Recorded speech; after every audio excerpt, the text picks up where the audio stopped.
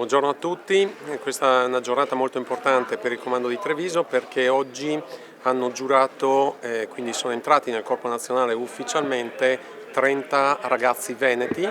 che completano qua il percorso di 9 mesi che permette loro appunto l'accesso nel Corpo Nazionale. Ci sono anche due donne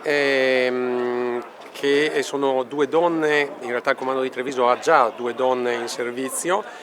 che hanno completato il percorso e quindi si sono anche distinte all'interno del percorso formativo. Ma è un lavoro impegnativo sicuramente, è molto stimolante da quello che ho percepito da questo mese e mezzo, che Treviso secondo me proprio come dinamicità del territorio della città richiede delle risposte certe, quindi il mio impegno sarà più che altro, e ho già iniziato, cercare di migliorare la risposta in termini degli uffici e di risposta al cittadino, all'utenza. Ci sono più progetti che sono appunto dei progetti che richiedono immediatamente una soluzione. Io mi sono già attivato su questo e precisamente nell'area alle vostre spalle dovrà essere realizzata un'altra stecca, un edificio che diventerà polo didattico regionale, quindi la parte piano terra sarà autorimessa, la parte piano primo saranno aule e parte didattica.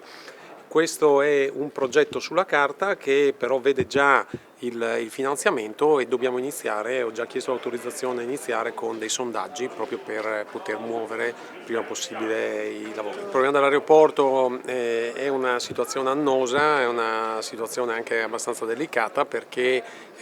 con l'attuale sede non rispettiamo gli standard di sicurezza e quindi ho già avuto un incontro sia con Air 3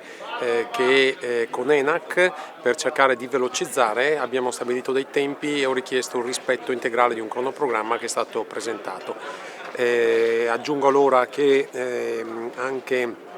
i lavori della sede di Oderzo, dove si trasferirà l'attuale distaccamento di Motta di Livenza, stiamo per iniziare la parte di caratterizzazione, la parte dei sondaggi per poter iniziare i lavori. Questo in un mese, quindi sono soddisfatto anche di quanto sono riuscito a fare.